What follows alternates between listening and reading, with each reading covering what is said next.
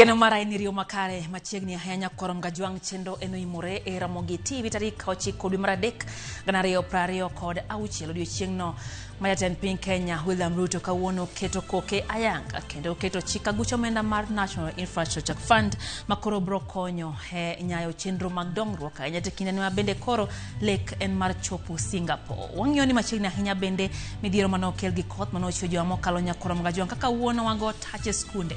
Wang'iyo kethruok manobede ka jopuonjre moko nodok nyaka dala kaluwore gi midhiero manokel gi koth makamano. Kodwa mbaka lai en 2-6 nono wanti live e Facebook Ramogi TV ke iwi mar X kachiel gi Ramogi TV Kenya mbui mar YouTube magi thuond weche. Sasa ni kuneno ung'iyo ka nyithindo are stranded, ging'iyo ka polo koth chiegni chwe nekech giluor. Wan ji ma osewito ngimagi aula ochopo ji 44 ne kinde ma skunde bende oyudre kamarach. The expansion of the Jomo Kenyatta International Airport will be the first major project financed through this new model. Bang' podho chik aguch omenda mar dongruok, Jatend piny Kenya William Ruto ramo ni mano e yor Kenya chopo wuodh dongruok. We do not need to argue with offenders. The cameras will provide full proof. NTSA koro chako tiyo gi lony manyasani mar ote machuok e kumo jogo maketho chike mag apaya.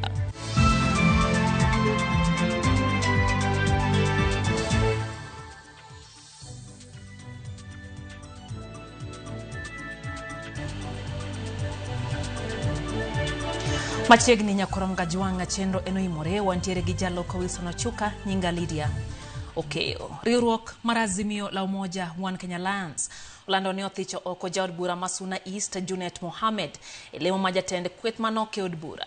Azimio kokalo kuom ogai mare Kalonzo Musyoka emochiwo lendo makamano koyango ni koro Azimio owalo jaod bura Masuba South Karoli Omondi mondo miema okaw lemo ma jatend kweth manoke od bura. Lokruoge ma Kalonzo lando bende Azimio lando ni jogo mane odhi omako leo mag sirikal koro kir oko leo mag Azimio mane gintie. Magori wa jatend migao mar mwandu manie bwolo Ali Hassan Joho, jatend migao mar Saga Wycliffe Oparanya, jatend migao mateko Opiyo Wandayi e kin mamoko. Lokruoge makamago kata kamano nenre ne dhi kelo liet bang' kanyocha ODM olando ni owuok e Azimio la Umoja kendo ndiko na jandik duond buche Oboke.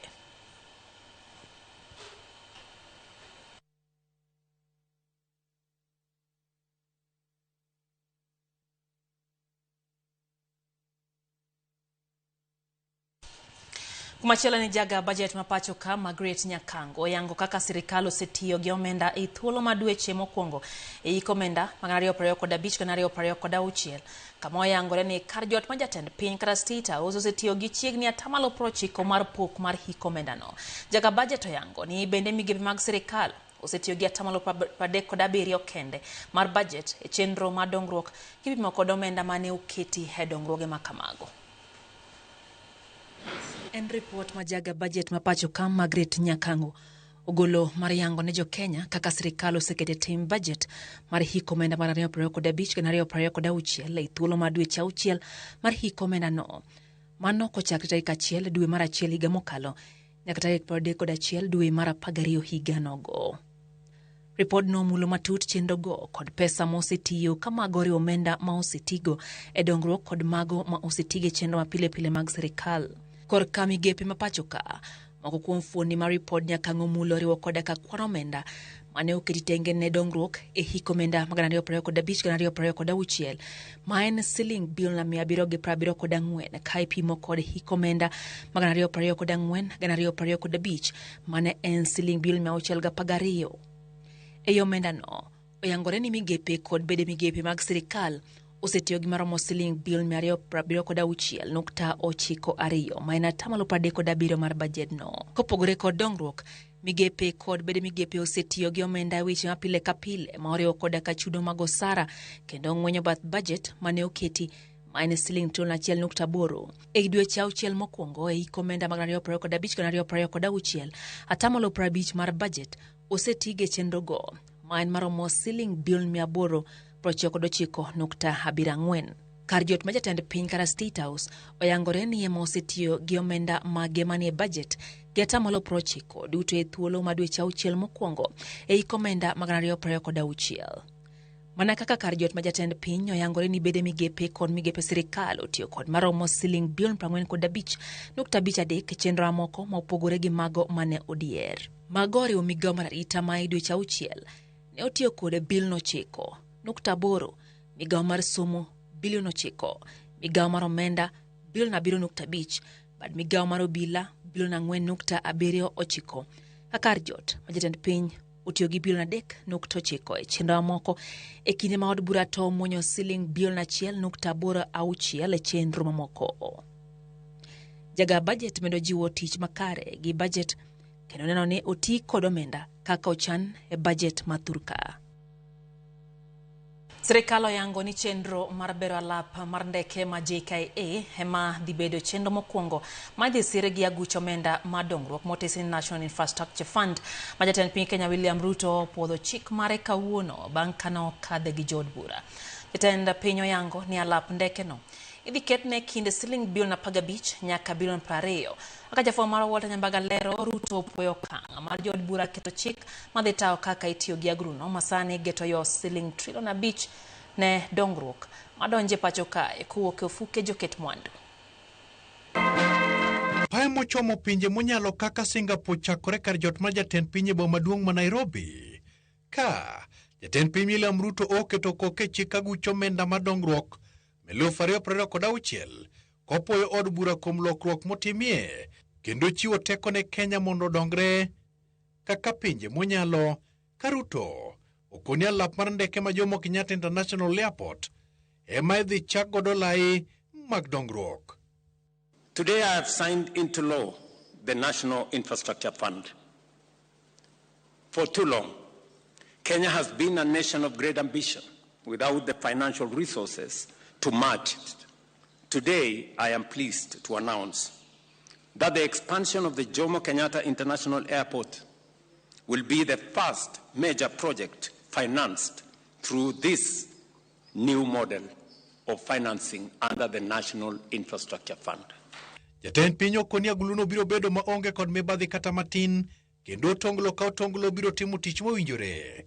Kaseling nyaka ne gimo timo e bwo aguluno mar National Infrastructure Fund ma kaluwore ni bod mibiro chwogi ni koting mapek to makare ne dongruok. We have made the decision that these commercially viable agencies and enterprises will not be run by people with political connection. They will not be run by politicians who have not succeeded in their quest. They will not be run by people who have not been subjected to competitive recruitment. All Kenyans were in agreement that we were facing constrained fiscal space, yet we still needed a huge and massive investment in infrastructure. And therefore, we had to think outside the box and come up with the innovative ways of financing our infrastructure projects.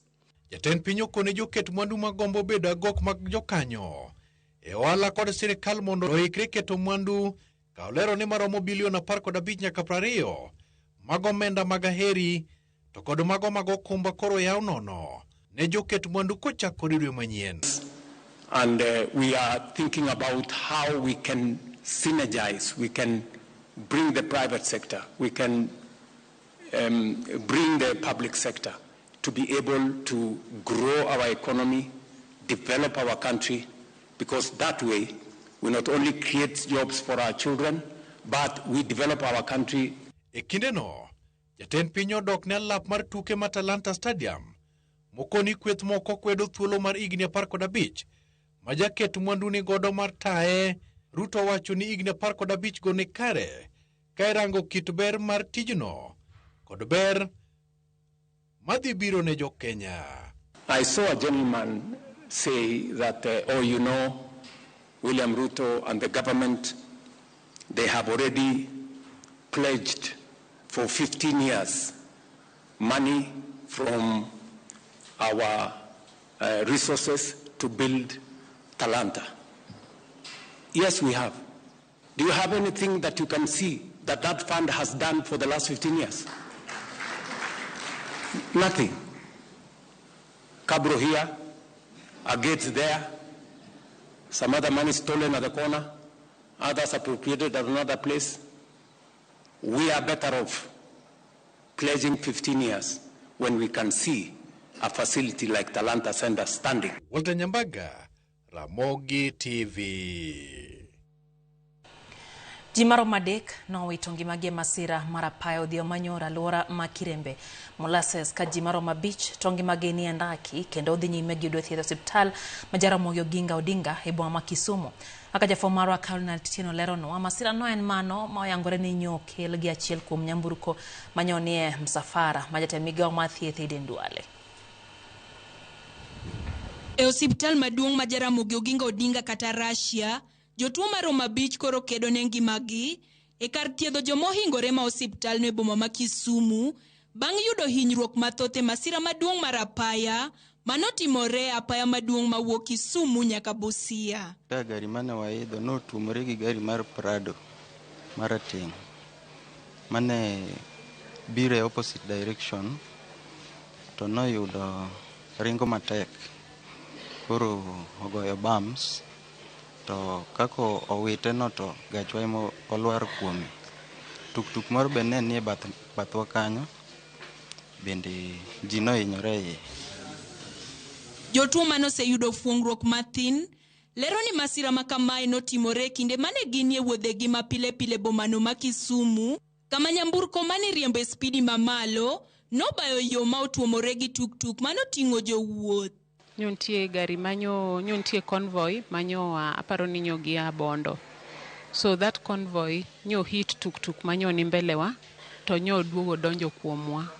Koro from there okanyal paro gimora mora manyo timre nikech an na yudra kane hospital. Koro na hinyra tienda manyo abedo ga very deep cut no twanga to gondinga bende nya hinyra kaachiel gi ng'uta. Moko kuom joneno kod jogo manoyudo hinyruok wacho ni nyamburko manokelo masira makamano en achiel kuom mago manyonie msafara mar jatend migao mar thieth Aden Duale manyo wuok Bondo. Wach makamano bende ne oyangi gi migao mar thieth manyo koni bang' masira nyo nyamburko go chung mar reso ngima ji manyo yudo hinyruok. Mwenye alitugonga alikuja saidi yetu. Fununu vile tunasikia gari lisikia ilikuwa ya siasa Aden Duale. Ni alikuwa ndani ya alienda. Yeye ndiye sikia alitugonga. Wakwayo kony mondo sirikal one kaka nyalo konyo wuon nyathi. To gi mar ariyo wan mwan ka gitegi wan ochulo osuru ne sirikal miloso godo lam ma ji ringe. Ok onego bed ni geche sirikal ka ringe ndara to gikawo ndara te ni margi. Gin gikawo ka ndara te kata ka gin chase kano onego giringe line margi. Anyuola go bende okwayo sirikal mondo wuog oko mar sirogi kaluwore gi masira no. Mtoto wangu tumefundisha mpaka amefika juu sana. Hata alikuwa amefanya mtihani ya kwenda kufanya graduation. Amemaliza tu hii juzi. Hiyo wiki iliyopita hiyo ndio alimaliza mtihani. Sasa sijui nitasema utanisaidia na nini? Sasa hizi vile nimepoteza Kiptoo. Sijui serikali itanifanyia nini kwa sababu hiyo ndio macho yangu, alikuwa macho yangu. Huyo ndio alikuwa anasaidia familia, ananilipia rent, analipia wengine shule. Sasa hizi mimi nimepoteza watoto wote sasa. Sababu hata Kiptoo sina mahali pa kusika. Mama niko na uchungu. Na nimeambiwa ni kari ya serikali ndio likanyeka Kiptoo. Kweli Mungu, serikali angalia mimi na nyumba yangu. Nitafanya nini? Kweli utapeleka hapo watoto. Huyo alikuwa amesimama kama msasi. Anasaidia mbele na nyuma. Sasa saa hizi nimempoteza. Naomba serikali iniangalie na wengine pia wasome. Carolina Tieno, Ramogi TV, Kisumu. Mosahinya ne jokmoyudo midhiere masira makamano. Sirikal koro kawo okang' mar gayo masiche mag apaya kokalo e chuogo kit fwai makoro idhi chuogi joketh chike apaya pacho kae. Ote mogol gi NTSA oyango ni kum idhi chiw kokalo e yor ote machuok e yor simu. Kendo jaketh chike apaya idhi dwar ni ochul fwai e thuolo mandalo 7. Jafwambo marwa Dana Olonde miwaler. En okang' makoro sirikal okawo kaka achiel kuom yore mag thiro medruok mag masiche mag apaya e pacho kae bang' yangore ni ji ma ok tin ni 5,000 ne otho e masira mar apaya e higa mokalo. Kwan ma osemiyo sirikal wich bar kendo ma ochuno ni NTSA okaw okang' mar keto okenge motegno.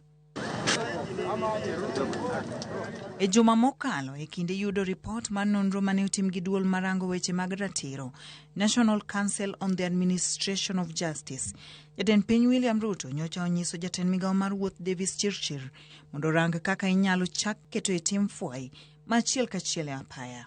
We do not need to argue with offenders. The cameras will provide foolproof evidence that they are in breach. Number two, we do not have to go and bother the Chief Justice in court. The fine will be predetermined. When you have committed the offense, you will have a fine on your phone instantly. Mana matin ne juma achiel, duol mar NTSA ochiwo ne jo Kenya chenro mar juogo joketh chike apaya makoro chakore kendo wang'ni koro biro timore e yor lony manyasani.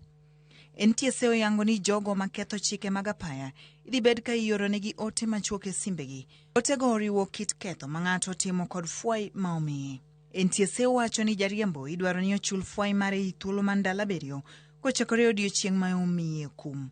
Chudono itimo ka okale bengi mar KCB. Joriembo manigi gowi mar fuai ma pok ochule mbuino idhi lornegi tiyo kod chenro mamoko mag NTSA kendo nyinyo mag gowino biro bedo kanyuolore. Sirikal oseketo tenge picha moko mag menyo ng'we airititi kod ketho mamoko. Gin chike mamulo joriembo mag nyamburko mating'o jowuoth, nyamburko mag ji giwegi, kaachiel kod jowuoth tielo. NTSA wacho ni chenrono itimo e yor lony mar kompyuta kendo onge dhano madonjore kod mibadhi e yo moro amora. Okang' makoro NTSA okawo luwore gi son manyocha jatend piny osundogo migawono ka e thuolono ne owacho ni mano dhi duoko piny masiche mag apaya gi 70% kendo fuong'o pek ma sirikal yudo e bajet ni mar Kenya tiyo gi ma ok tin ne shillings bilion 450 e chulo nengo mar thieth ne ji ma oyudo masira mag apaya.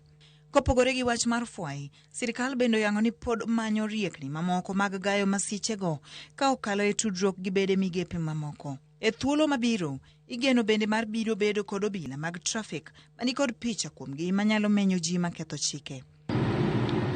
Diana Olunde, Ramogi TV. Kwan ji ma oseyangi ni otho bang' oula mokel gi koth mapek ma chwe pacho ka ochopo 44 matimore ka midhiero pod okwako oganda e kuonde ma oula no nyomonjo. Moko kuom skunde e alwora ma Nairobi oduoko jopuonjre pacho, moko odaro jopuonjre nyaka e skunde mamoko kaluwore kod oula mapek ma okel kod koth manochako chwe juma mokalo. Jafwambo mar Youth Omondi nitiere kod ler mathoth.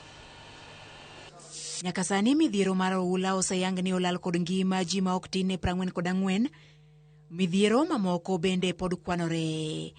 Kama en juma mar 2 bang' jopuonjre wuok e yweyo madundo mar half term, kaka pile somo winjo bed ni dhi nyime. Kata kamano, moko kuom skunde e alwora ma Nairobi weche olokore. This is the staff room. Pogo ofis, klas, kombe gi jikon teki e skund primar Makware ka jopuonjre odonjo gi tich mar timo ler kendo luoko chuodho ma okel kod oula mar koth mapek ma osebedo ka chwe chakre tich abich.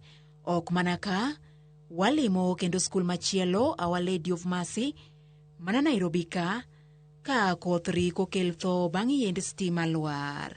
Wanangu wako kule, wanasikia mbuzi wanalia kidogo kidogo, cheche za moto zinaripuka, zinaacha. Cheche za moto zinaripuka, zinaacha. Lakini Mungu ni mkuu, manake hizo cheche za moto hazikuchoma. Boma lenyewe liteketee, tungekuwa tukiongea mambo mengine. Katasani, somo pokodoki e wang'e skundni kalure gi onge mar stima. Dasani kuneno ung'iyo ka nyithindo are stranded, ging'iyo ka polo koth ochiegni chwe nikech giluor. Koro wabe waluor kaka jopuonj nikech ka waketo gi ahinya to ginyalo yudo time mar revision. We are not able to cook food because there's not electricity. We use our cookers use blowers.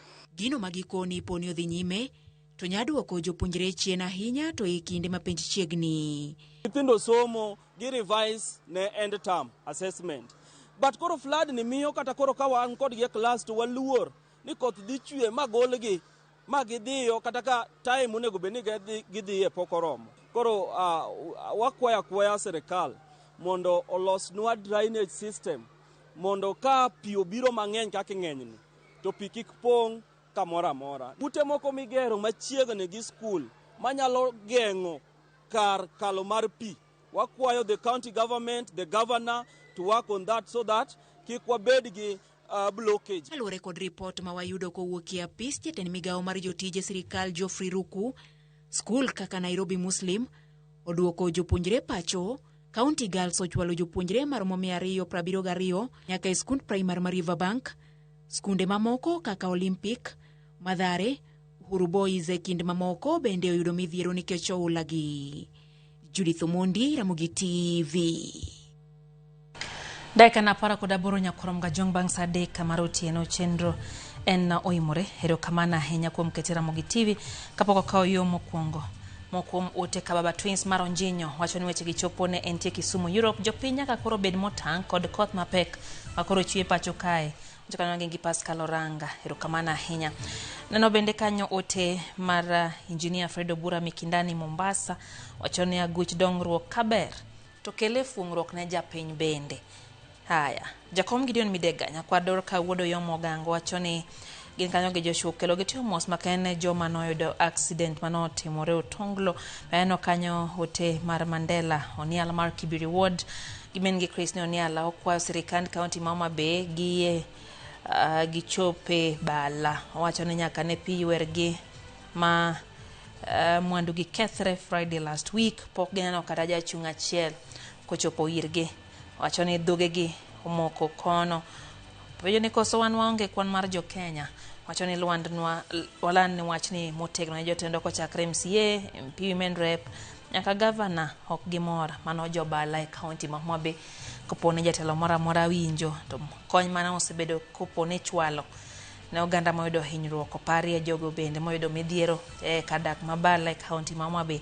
Neno bende ote mar Michael Wigo tio mos ne anyuola wede kod osiepe moyudo chandruok mar ajali manotimore Kisumu wacho ni Nyasaye mad kelo hoch makende ne familia mano Michael Wigo kantie Kilimani.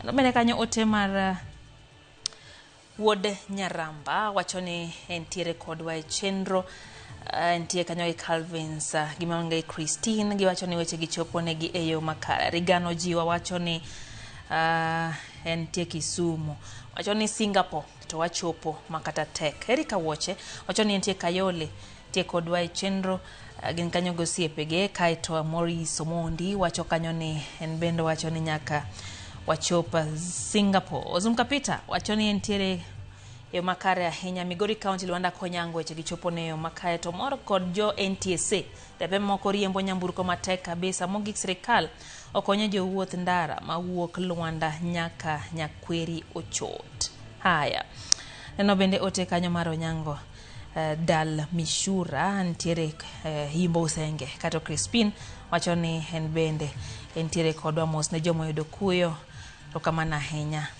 Oyo matin nyakorom gajwang chenro eno imore kikidhi mabor pod wantiere kodwa laiwa mag tudruok pod yawo nyalo kodwa mbaka pod do kod mathoth ma eno imore.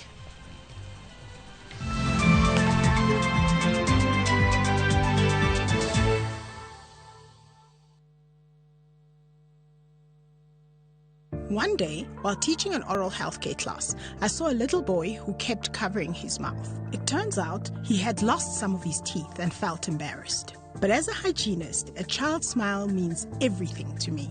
That's why Colgate Maximum Cavity Protection unlocks 24-hour cavity defense, a formula boosted with calcium for lifelong smiles. Every child has the right to smile, and a beautiful smile is a healthy smile. Colgate, #1 oral care brand in the world.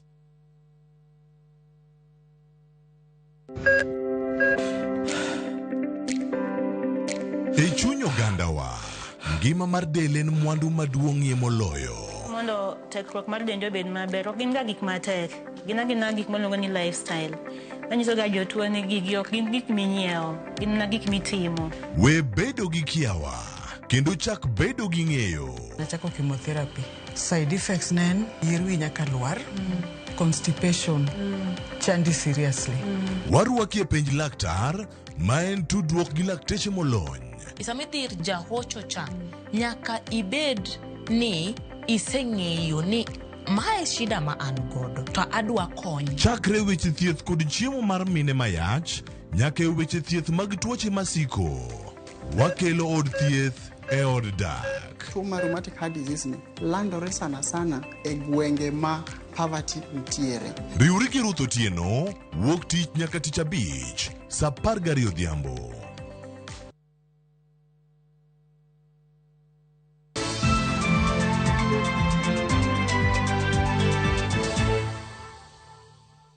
Machiegni kero nyakoro Mgajwang' Chendo eno imore wadhi mbele gi weche manyien. Kon familia mapio ulosa dare miregi e sub location Makobala e kar chung'od bura makarachuonyo e kaunti ma Homabay koro chopo 591 bang' ka familia bura noresi otieno ma piny Orugodo kawuono e miechgi. Familia go mawuok e gweng' ma Konyango, Kasirawa, Kawuora Gindo kod gweng' ma Komenya ne pio oula odare miechgi bang' aora Miriu pong' mobaro gengni ne kendo donje miere kaluwore gi koth madhi nyime gi chwe. Familia go sani ojote kanise mantie aluora Makobala kama oting'o nyadho SDA, Osodo SDA, kanisa mar Baptist kod skund primar ma Osodo. Gavana ma Homabay Gladys Wanga manotimo limbe ne familia go kone sirikande komakore gi sirikal mamalo dhi tieko gedo mar dikes kata oinga kilomita 6 manodong' e genga aora Miriu matieko chuth wach mar oula makamano. Biro neno jowa mane pio tero, ma pio osebiro katero higa ka higa. To higani ne nyocha wachako timo daik mar Miriu kae, to gi mar Tende. Pok watieko gima ne momiyo jowa ma Mwalo Osodo kae pod pio tero. Koro wadwa ng'iyo ni kapok koth ochako duogo to watiek daik ma odong' kilomita 6 ma Osodo ka, ma Miriu ka. To gi Matende be wachor wadong' gi kilomita 2. Kaito watim daik ma River Kibuon makoro dhi konyowa gi jo Simbi area ma be sani nigi tabu. The total population affected here is 2,877. Sawa. We have the number of those who are displaced is 591 people who are displaced. I believe that is very clear. As at yesterday, our data was low. But you realize that between yesterday and this morning, that number increased because of the water flows. We have the elderlies. In that number which is affected, we have 133 elderlies, people who are elderly who are affected. We have the BWDs, we'll not forget the BWDs in our data, that is 32 in number.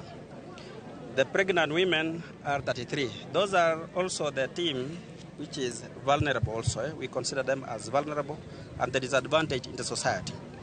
The lactating mothers being 199. Total giving us, that is 2,887. Ola makinde ka kinde ma osebedo ka thiro chenro mag somo e skunde sub county Manyatike e county ya Migori medo kelo penjo ni to bende jopuonjre ma somo e skunde gi yudo somo e rang'iny makare kaka jopuonjre ma wuok e gwenge ma onge kod pioula. Jokanyo sekta ma somo dwaro mondo mi piny owacho obi kod yore manyalo miyo jopuonjre ma wuok e gwenge mabedo kod pioula kinde ka kinde oyud somo. Jojuma negiler koya county ma Migori.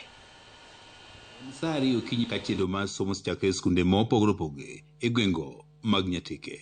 Kata kamano nitiere moko jopuonjre ma pok ochopo e sikunde nikech koth mane osechako chwe e gwenge mag Nyatike ka thothgi koro pod yoro chuodho kod pi ka gitemo kase mondo gichop e sikul kata bed ni sa to koro osedeko. Mana kaka higa ka higa e kinde mar dwe mar 3 kod 5 ma koth chwe, thoth jopuonjre bedo kod pek e chopo e sikul nikech pong' mar pioula. Nyaka sani Kibaji osechako goyo moko kuom jonyuol, jopuonjre, jopuonj kaachiel kod jokanyo mamoko e sekta mar somo. Kata kaka gidhi e skul onge, classrooms be pi opong'o, ma kaka watim bende onge. Luoro nitiere ni koth madhi nyime ka omedo jimbre dwe mar 3 ni, jopuonjre mathothgi somo e skul mar gwenge ma bende pioula osebedo ka koro pong' e sub county ma Nyatike, dekrem dhi e sikul. Jopuonj ok nyal biro madonje skul in a week no ginyal biro gite nikech mondo mikoro giya kata kuonde ma gidakie kichonge jopuonj modak e skul mondo giya kuonde ma gidakie magibika to bende ok gin jogweng' ka jopuonje gi moti mawuok e skunde 7 mayudore e location ma Central Kadem moting'o skund primar kaachiel kod sekondar mar Modi, skund primar kaachiel kod sekondar mar Angugo, mar primar Manyora, Kabuto, kaachiel kod Sere, koro degwer kod pek e chope skul ka koth omedo chwe. King'iyo yo ka kidhi skul en yo modinore ma nyathi matin ok nyal luwo. Koro wakwayo governor from the office mare kanyalo bugo yoni ka penj biro ne jo Kenya te to konyo nyithindo maksani ino ka yo tin makaka ginyalo kende onge. Mok e kinde mokwongo ma igeno midhiero machal kod mae ka en mano magi kale higa ka higa e kinde ma koth chwe. Basta achiel to nyithindo mangugo gi ma neighboring schools ok bi yudo thuolo mar dhi skul to sechego somo to dhi mbele skunde mamoko.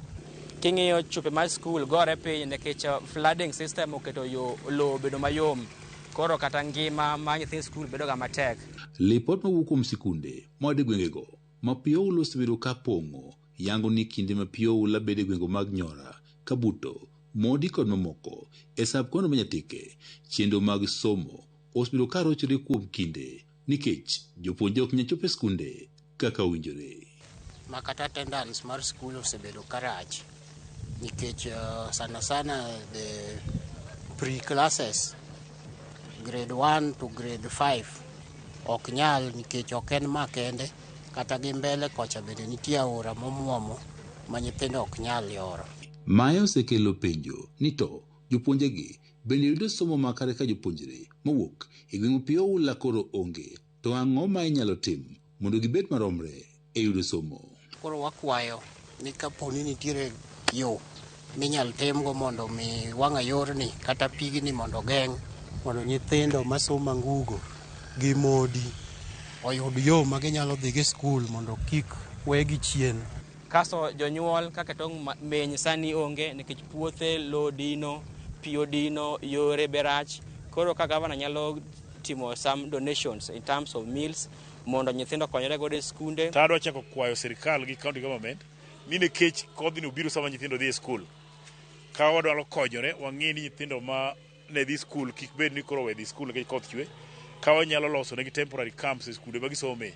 Osechuno jonyuol mondo koro kow nyithindo e sikul ka giwuotho kod tiendegi ka moko bende tiyo kod yiedhi e kalaoche ma opogore opogore ma bende koro pi pong'o e kinde ma koth chwe. Kata bende moko jopuonje kaachiel kod jopuonj osebedo ka tiyo kod yore ma opogore opogore mondo gichop e sikunde e kinde ma piyo ula koro pong' gwengego. Somo bende ok osebedo mayot nikech sikundego moting'o Nyora, Kabuto kaachiel kod Modi bende koro osebedo ka itiyo godo kaka kuondego mag jot mag familia ma piyo daro e kinde ma koth chwe. Mae osebedo ka keto lwasi marach mar somo ni jopuonjre. George Juma, Ramogi TV, Migori. Kwaya kaunti ya Migori Nyakwara Mgajwang wadhi e kaunti ma Homa Bay. Familia more gweng' mar Ruga e kar chung' od bura ma Homa Bay town ywago ratich miyo moro ma jahigni 45 mano ochadi gi ojalo mowito ngimane e monj ma pok ong'e kore nyaka sani. Miyono ma ja ohala e boma Homa Bay ne otong' ma ochod oko lith lwetene ariyo e kin monj ma kamano. Kendo no oduogo wito ngimane ka ilawo kode e od thieth. Efo marwa Ali Abich leronwa mathoth koa e kaunti ma Homa Bay. En lit kod kuya gweng' mar Ruga ka chud bura ma Homa Bay town bang' nek makoch mar miyo moro ma ja ohala mane ochadhi gi ojalo monegi e dalane e monj magalagala ma pok ong'e kora nyaka sani. Miyo no ma nyinge Nitros Adhiambo ma osebedo ka timo ohala mar magawa e Junction Kodoyo ne omonji ma ochadh gi ojalo marach mokalo kendo ne oduogo wito ngimane ka ilaro kode osiptal ka nyar miyo no Wendi Anyango lero kaka ne omonji min gi ma ochiewo negi. Kochini chopo ot to mama odong' kawuoyo gi dawa moro nwaromo godo e kor yo. Koling' matin tapenjora to budhogo kanade otimo ang'o oko ka. To baba nabiro ni Wendi to mama wuogore piny e tie ot kaeni to kwa pi modhoni to awuok piyo piyo. Kachopo tayudo ka mama ogore piny adiera. Tapenje ni mama ang'o ni kelna pi modho. Kaluongo nyathiwa matin mondo kelna pi modho to amula winjo ka dendi liet. To ka yaw toch mar simu to aneno remo mang'eny kabisa. Kang'iyo bath wiye kama to aneno kotong'. Kachungo wiye nendo kuomo wiye, achungo wiye mondo ang'i wang'e. Tayudo ka wang'e no bedo tong' marach. To ng'iya dichiel to duoko wiye piny. Bang'e no oluongno ambulance to wuok koro imiye thieth e ambulance ka kwadhi. Wakalo kindu matin ni to nurses wacho ni obleed mang'eny. En restless. After that gichungo ambulance. To mano e kaka mama notho. Jomaundugo ne ochadho wi miyonogo jalo kendo chodo oko lith lwetene ariyo gi ojalo mane ochudi molwar piny e kinde monjono kapok ne achije goe koringo ma olal. Noyudo hinyruok man rach kabisa ma kane otere Homa Bay Referral Hospital to dakteche notemo to ne ok ginyal to miye referral mondo otere Kisumu to kumawi marach kaluwore gi hinyruok ma koch manoyudo e wiye ne ok ochopo Kisumu. Familia mare wacho ni moj makamano ne otim kod jogo mong'eyo miyono ka sani koro gibandho ratiro margi ka gikwayo obila e kaunti ma Homa Bay mondo otim nonro matut mar mako achije nitudo konek ma koch mar miyono. Komanda mar obila e kaunti ma Homa Bay Lawrence Koilem ne oyango nek ma koch mar miyono ka okoni obila dhi nyime ko nonro margi mar mako achije tim nitudo konek ma kochno. Ne obede bura ka kaka jogweng' mwawuoyo kaka jogweng' kata nye area manyo owuotho kanyo no nyo bedo ka. Hawa kwa serikal matiyowa kata serikal ma Kenya mondo wanwang'e aki machi wuoro motongi betu tonge kaka ng'ama tongo rech ng'ama tongo gimoro kata dhiang'. Anaonge mang'eny serikal okonyo mondo wanwang'e haki wa nikech nyako ni oweyo nyithindo makie ka nyithindo mipuonjo okwa kaka ko puonjo gi sani oweyo ka pok utieko rani mijo obanyo kon mondo gero odni ng'ama ne miyo wachiemo koro onge koro duto te wawene ruoth to kuyie tubune gi wang'u wasau joluo bineu gi wang'u onegi. Alia Beach, Ramogi TV, Homa Bay. Mosanya ne familia geno marwa nyakoro mwajwang'ene bro yud ratiro wach mar nek ma kochno. Jolony sekta mar thieth onyiso luoro margi gi tuoche mikelo kod pi mochido kaka nyaldiema e kind tuoche mamoko kaka malaria ginyalo medre gwenge moluoro nam Lolwe kaluwore kod koth mar oula mapek machwe counties mopogore opogore ma pacho ka. Magi ne giwacho sach thieth ma onge chudo manobagi e gweng' ma Obaga e kar chung'od bura mar Rieda ka moko kuom jopiny noywago nok mar yedhe ute thieth mag piny owacho kaka achiel kuom ohinga ma geng'ogi e dwe thieth makare. Steve Biko negilero kwa kaunti ma Siaya. E lak sa achiel mar okinyi jopiny nosepong'o od thieth ma Obaga kar chung'od bura mar Rieda kendo pango lain marabora ka gin kod geno mar yudo thieth maonge chudo. Kae moko kuom jogo manochopo noywago nok mar yedhe ute thieth mag piny owacho magiwacho ni chunogi mar nyiewo yedhe oko mar ute thieth e nengo mamalo. Nyiewo giko ni yeth nitie mabeyo kaluwore gi osiptendewa ma wadhi kaka Madiang', Lieta kata Rabel kuondgo ok wayudie yath. Idhi tithiedhi to basi wacho ni dhi nyiewo yath. Koro ka nyiewo gilando thieth manono to nyo wawinjo kendo miyawa mondo oko mar mondo wabi ka chon. Wan jome yath bende 1 week be samoro kijo mi yath mon yath ok tim maber. Yath dhi kana. Chandruok mar pesa mono wayudo thieth yo makare. Nikech kwa wuotho hospital bed bor samoro bin machiegni bende kidhiye ka koro wan kod Obaga dispensary ka kibiro to ni yath onge kata daktari kosendiko ni yath tidhi nyaka idhi nyiewe chemist to kisame chemist midhi nyiewo nengo mar yath tek. Jopiny go wacho ni kata odoko ni moko kuomgi ni kod okuma mar thieth mar SHA nengo mar chudo pod ohewgi ka koro gikwayo piny owacho mondo many yore mayot mag neno ni jogo maonge kod nyalo mar chulo SHA oresi mondo giyud thieth e yo mayot. Ng'eny ji ok dhi tich. Koro through pur ka piny otimo marach to kaka ichudo timre nadi onge. Ka wadhi e ohelni kaka mag chiemo mag rech kidhi nam inya duogo diriyo ka onge kata ang'o rech. Koro gima chandwa ni SHA wan go chude matek. E kinde no moko kuom jolony e sekta mar thieth nonyiso luoro margi ni tuoche mikelo kod pi mochido didek medore e alwora ma nam Lolwe kaluwore kod koth mapek mamedo burre e counties mopogore pacho ka. Mostly ka wacho ni onego bed ni gibedo sensitized mondo ging'e ni kama gilare alworano ler ging'eni net ok thung' ng'ato, net geng'o gi mondo kik gitim nadi giyud malaria. Koro nyaka puonjgi onindi keto net maber, nindi buo net, ae dak e alwora ma oyangre, alwora maler. E wi mano, ne gikwayo jopiny mondo obed ka siko limo ute thieth mar ng'eyo chal margi ma ok girito nyaka tuo nurgi e mier. Daher wacho ne jopiny ni e seche miwinjo kata ka dendi nigi lokruok moro matin, ber mondo iring e od mar thieth mondo odhi omiyi paro kaka inyalo timo. Nikech thothwa wayudo samoro ka ng'ato winjo ka dende lit, en odhi e duka to onyiewo Panadol. Panadol ni medo mana nyawo tuono endo, kendo medo mana jiwe. Yudo ni seche ma koro idhi osuptal iyudo ka gimoro koro osenya. Kendly nitie nindi net, jowa ing'en wacho ni net mithung'o gi, koro simoko gitigi nedegi. Koro just need a lot of mobilization mondo omigi twak, omigi puonj about net, omigi twak about daki e alwora maler. Odiechieng' ma kawuono, mohew jotuo 1,200 noyoro mar yudo thieth ka moko kuom tuoche mane ithiedho kae oting'o malaria, diep, tuo mar wang', tuoche mag kor e kind tuoche mamoko. Chenro ni ogen ni kinyne dhi nyime e gweng' ma Obaga. Steve Biko, Ramogi TV, Siaya. Warirre kadho wadnam chumbi riwruog joluo ma Mombasa mineno ni Ramogi Welfare koro chako chenro mar chiwo mich kendo kowo jodongo ma jokanyo e riwruogno e thuchegi mantiere kaluwo ka higgi mar dhiero tayo chopo.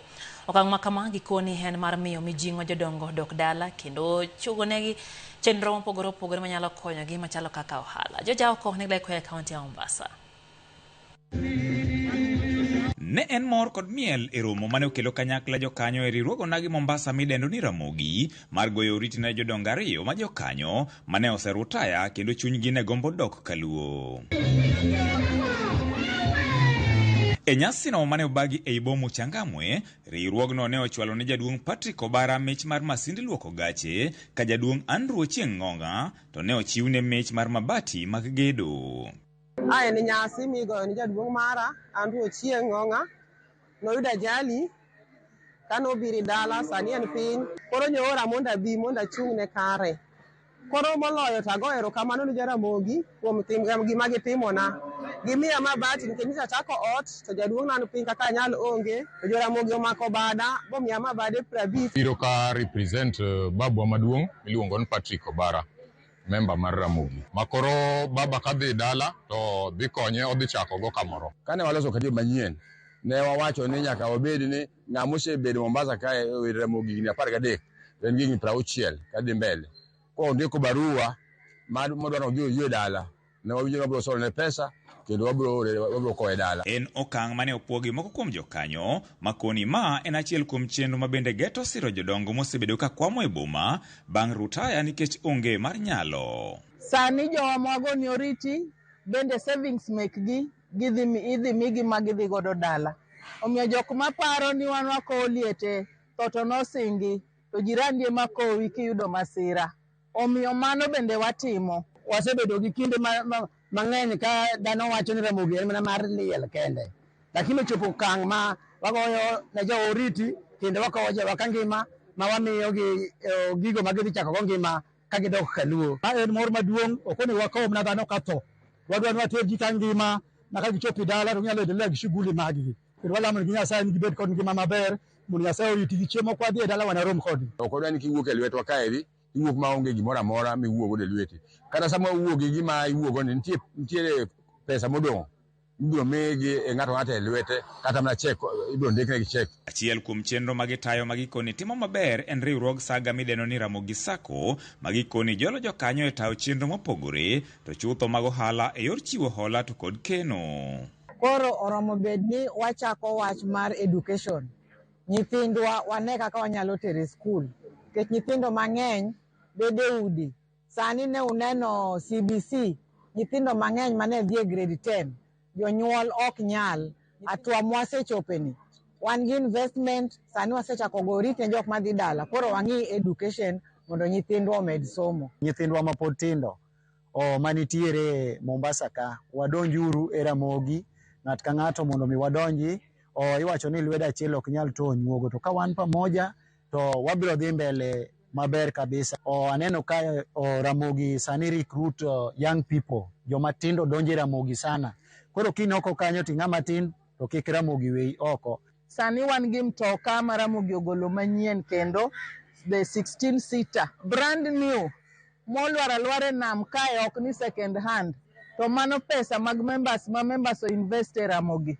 Omiyo wan wagoyo atua kila atua mondo wakel maendeleo ne jowa. Ne wabiro manyo to wamanyo waketo kanyakla to jowa yudo. Kaka waseyao, wan gi geche maringo, wan gi dividend ka erimo sechiw. George Aoko, Ramogi TV, Mombasa.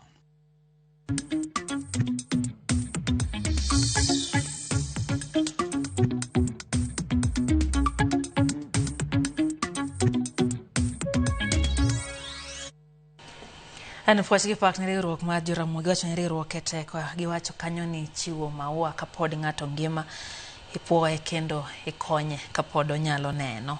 Fuachi pak ne grubno. Johala chiro ma Uhuru Market mayudre kaunti ma Nairobi koro kwano lal modhuro. Tok chiro mar Gimuki ko tend kaunti ma Nairobi otieno ma piny orugodo kawuono. Johala gi koro dwaro ne jatend piny Kenya William Ruto mondo donjre wachni mondo nyisgi kama ginyalo dhiye sani. Seche ma koro gedo mar chiro ma nyasani dwa chakore alwora no.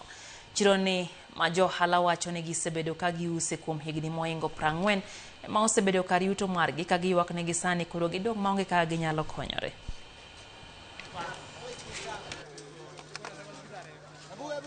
Asebedo kati Uhuru Market kae madhi higni 10 gi wiye. To kawuono kano achiew gokinyi nono ka sichwa ni ogo piny kendo gik moko no kethre mang'eny kabisa. Nitie joma nyon gi mali ma pes gi ng'eny kabisa, mashinde kendo kae manyo loso bage mabeyo beyo, bage madhi nyaka UK, bage madhi kuonde maboyo kabisa. Kendo nyen chiro ma ji nyoseng'eyo maber kabisa. To gima wuoro ni ogolwa malit. Ogolwa malit an kaka inena ni apoda nyako matin tan mancha ang'ang'ana gi kila kitu maisha mangi mana ma nyithinda. Gimotimno rach kabisa kes omuk karwa momuk te biashara odhi nono nikech noseng'iewo wakeno kanyo gik moko rumo. Koro waketo wadhi kanye kech omuka ok okonwa mapema.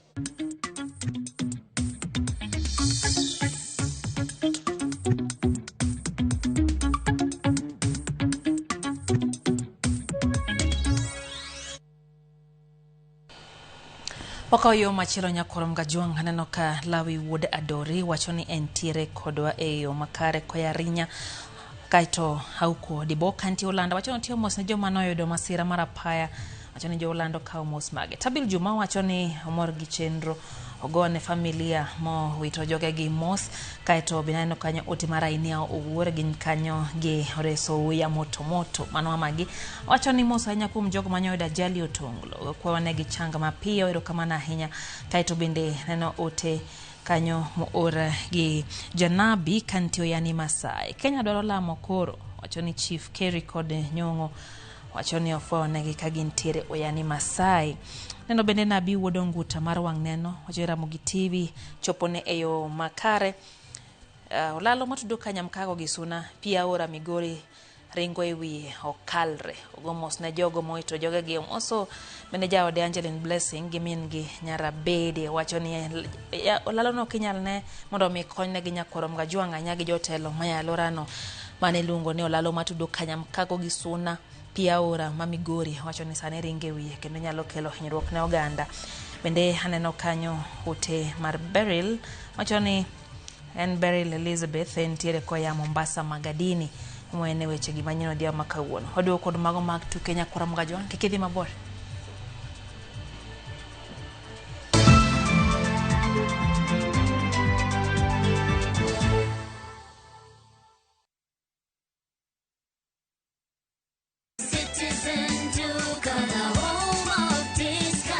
Citizen Duka inawatakia Ramadhan Mubarak. Tumia muda mchache sokoni na muda mwingi kwa mambo yenye umuhimu zaidi. Bidhaa muhimu na halisi tena za kuaminika kwa bei nafuu, zikiletwa hadi mlangoni mwako. Fanya oda sasa kupitia Citizen Duka app ama kwenye tovuti ya citizenduka.com au tuma agizo lako kwa WhatsApp kupitia nambari 0710 487 487. Citizen Duka, the home of discount.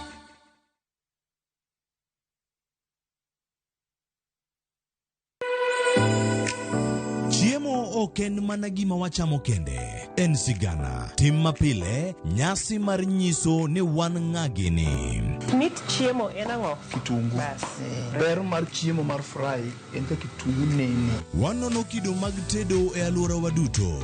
Wafwenyo yore mag tedo mopondo, timbe anyuola, koda hera mamiyo kit chiemo moro amora bedo gi ngima. Chiemo ichamo ga wang'. Koro nyaka ikete maler koka obedo gimoro ma wang' nyalo kelo miluma mar chamo. Ma oken mana tedo kende. En kit ngima mar oganda michiwo e mesa. Tedo gi chiemo kod jailieta tich adek saa 2 okinyi. Kik bai.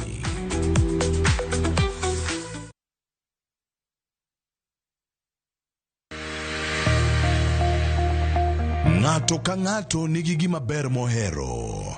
En mich. Gima wamadhe gi art. Onge ng'at mabobiro to yudi kuma intiere to kawi gi kanyo. En tije madhi mi ng'eri. Mae en chenro ma ji nigi nyalo mar timo gik moko e yore mopogore opogore. An ma design, tani ma arango quality mar gino kapok owuok. Moro ka moro, kuom gik matimore e ngima ng'ato en gima duong'. Tije lwedogi nigi pesa sana, kikutegemea tije andika.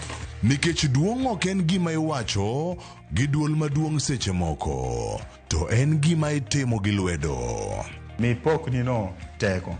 Time seche te. Pok opogore. Tich Ang'wen, saa 2 okinyi.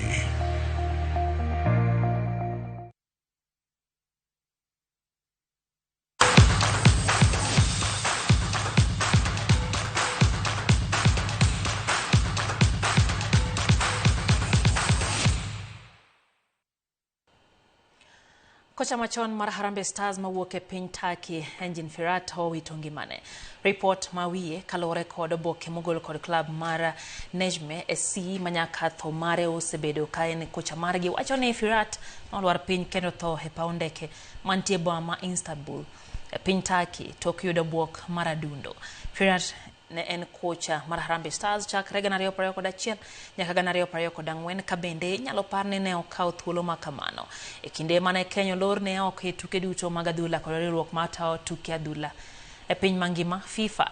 Ogai mar FKF Hussein Mohamed oywago Firat ko opuoye kuom tich manotimo ne Harambee Stars kod Kenya mangima.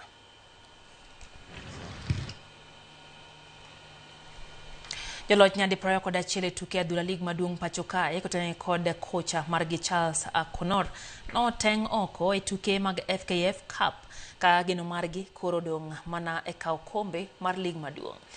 Kuta Collections FC e club kendo ma oka tugi e lig mora mora pacho ka ma odong' e tuke mag FKF Cup kuom timbe 16 mong'ado tiko madonje round mar 16. Kuta Collections FC nolo club mar KSG Ogopa FC gol 1-0 e round mar 32 tugo mano Bagelab Makasarani Annex. Club no mogoyo touch e county ma Nairobi onge galab mati murako ka gitiyo gi opiche mag osiep e timo ikruok margi tukegi. En club ma choko dujo tugo duto ma onge klepe kendo miyo gi thuolo mar dhi nyime gi bero mich margi mar adhula.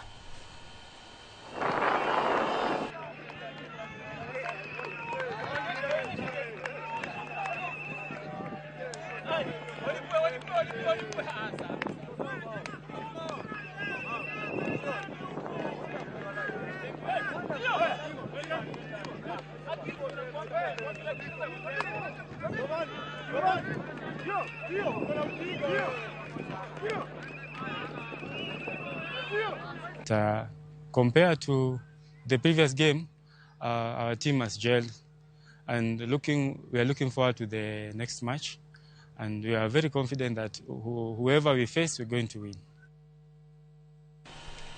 Tuke mag WRC Safari Rally mahigani medibagi kintaika pagario. Koda paga beach dueni, hoido sirma silimbion prangwen koda boro nukta beach. Kuwo kuom kambigeche mara Sifau Mobility Kenya ka sirma kamano en mare krok mag tukego. Sirma kambi no chiwo bende igeno ni idhi tigodo dongo tuke mag Safari Rally pachokae kabathe bende idhi tigodo gi jotugo mapod hikgi tindo e tukego. Kachiel kuom chenro mar dongo jotuk rally matindo kambi no loso geche ma inyalo tigodo kod derepe ma hikgi ni kinda 12 kod 17 kalek mare en temo konyo kendo dongo talanta ma jotugo matindo go.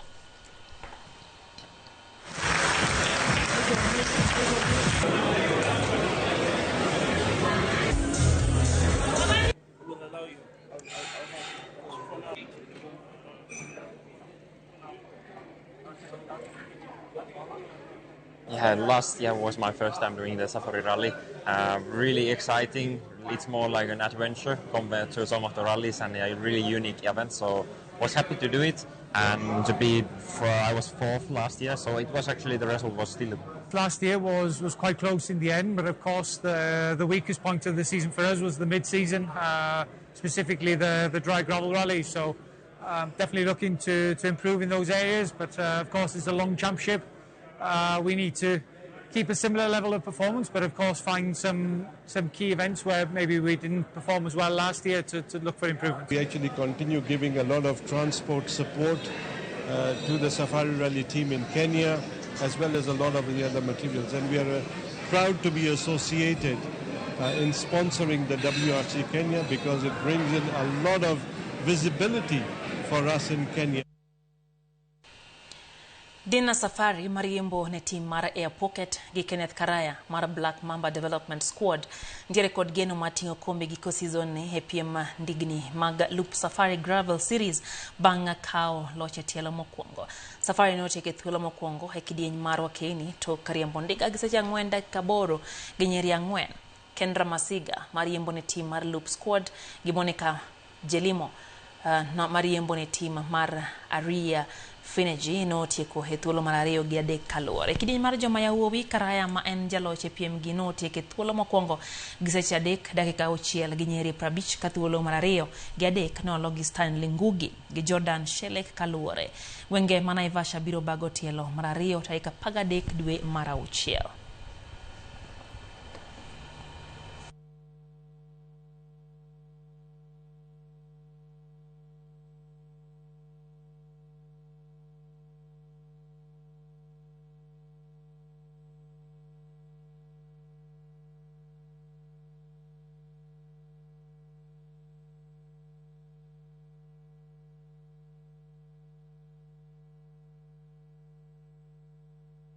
I'm so happy and glad that I won the first Loop Series, and it was part of our team's plan, Team Air Pocket, and I'm happy and I'm glad. It started slow, but then we picked up the pace up.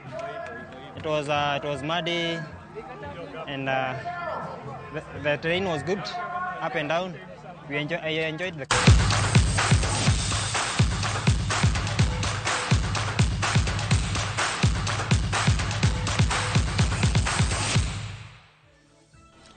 Ikanya mwatieke chenro mara ohimore Alois Abura kanti Ahero.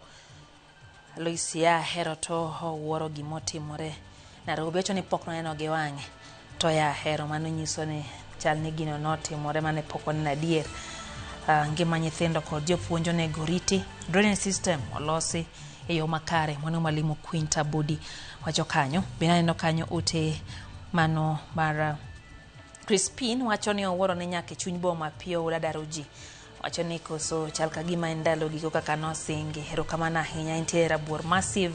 Wacho ni entiere kodwa e chenro. Steve Nyakwara Agai entiere Mombasa. Migadini ogomos na Josi Dindi kuom lal mara Mzee Osumba. Erokamano ahinya wacho ni maono osiep Raila Odinga. Mono sanindo wacho ni Nyasaye ket chunygi kama okwe.